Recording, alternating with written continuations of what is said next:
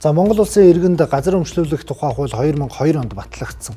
Энэ хуулиар иргэн бүр хувьдаа газар өмчлөх эрхтэй болсон. Гэтэл бодит байдалд иргэдийн 20% нь буюу 10 иргэний 2 нь л газар өмчилсөн юм байна. За харин тус хуулийн хэрэгжилт 2028 онд дуусгар болохоор байгаа юм. Газар эзэмшсэн иргэдийн тоог оруулбал нийт иргэдийн 30% нь газар эзэмшиж өмчилж байна гэсэн үг. Иргэдийн хувьд газар өмчлөл бага байгаа нь иргэдийн энэ талаарх мэдээлэл хомс байдагтай холбоотой хэмээн тайлбарлаж байна.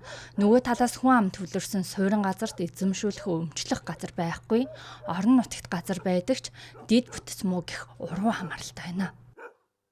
Тоодгүй юм байхгүй, газар байхгүй, газар байхгүй л гэж юм. Тэгээ хаа нөгөөд байгаа мэдэгдэхгүй. Энэ газар авах гэж оролдож үзчихсэн үү? Үгүй. Ер нь энэ талаарх мэдээлэл ер нь хэрвээдгүй ямар хүндрэл байдаг юм бол сайн мэдэхгүй байна. Байрт байснаас гоё газар аваад өөртөө байраа байшин гоё байшин байвал илүү ашигтай гоё тухтай л өгдөг юм санагддаг шүү дээ. Газраа бол би өөрхийгөө дээр бараг 20 жил авцсан. Анхны үгээр л яг тэр одоо юм бариад ингээд гоё юм болцсон байгаа. Гэхдээ манай гэр бүлийнхэн бол ер нь аваагүй байгаа.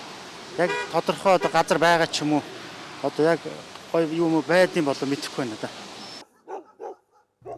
Иргэд бүгд газар өмчилж авахыг хүсдэг. Гэтэл энэ боломжийг бусад хууль эргэцэн орчноор хязгаарлаж байна гэдгийг төрийн бус байгууллагын төлөөлөл ярьлаа. Зөндөө олон шийдэл байна л да. Хамгийн ихний төрийн хийх ёстой нэг ажил бол одоо газрын тухай хуулинд нэмэлт өөрчлөлт оруулах гэдэг хууль зүйн яамнаас ингээд санал аваад парламент цэгийн дээр тавьсан мэт л дээ. Тэгээ тэрэн дээр ингээд шийдэл байна уу гэдээ ингээд харахлаа. Тэд нар шал өөр ингээд айгу сонин өөр юм ингээд хөөцөлдөг байгаа. Бидэрт байгаа хамгийн ихний шийдэл бол одоо газар зохион байгуулалтын төлөвлөгөөг жил болгон засаг захиргааны бүх нэгжүүд ингээд сум, хороо, дүүрэг гаргаж өгөө дээшгээ яваад ингээд засгийн газараар баталдаг байхгүй юу? Тэнгүүд газар зохион байгуулалтын төлөвлөгөө хэн хийдэг гэж сум дээр газрын даамал юм.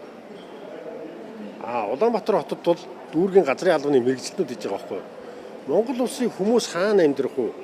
Монгол улс яаж хөгжих вэ? Хотоогоол нээж явах гэдгийг газрын даамлуу шийдэд байгаа байхгүй юу? Нийслэлд 2014 оноос хойш захимаар газар олгож эхэлсэн. Энэ хугацаанд 70 мянга орчим иргэн захимаар газар өмчилжээ.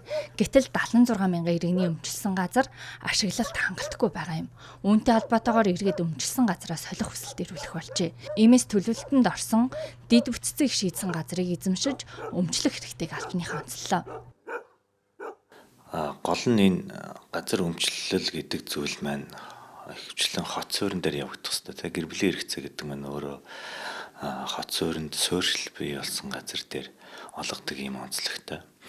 Одоо өмчлөл маань та бүхэн мэдж байгаа энэ 21 аймаг нийслэлийн хувьд ч гэсэндээ одоо яг энэ хот суурьны газар ашиглалтыг та бүхэн бас харах юм бол зах руугаа нэлээд дид бүтц тааруу тог захилгаан зам харилцаа холбоо хангалтгүй байгаад байгаа. За үүнээс шалтгаалаад өмчлүүлэх газрын нөөц, төлөвлөлттэй газрын нөөц бас багасж байна. Монгол улсын иргэнд газар өмчлүүлэх тухай хууль 2028 оноос дуусгар болох хэдий ч хуулийн хэрэгжилтийг сунгана гэдгийг албаныхаа онцлоо. Учир нь улсын хурлын Монгол улсыг 2026 оноос 2030 он хүртэл хөгжүүлэх үндсэн чиглэлд газар өмчлөлийг эрчимжүүлнэ гэж тусгасан. Энэ хүрээнд жилд 40-60 мянган иргэнд газар өмчлүүлэхээр төлөвлөжээ.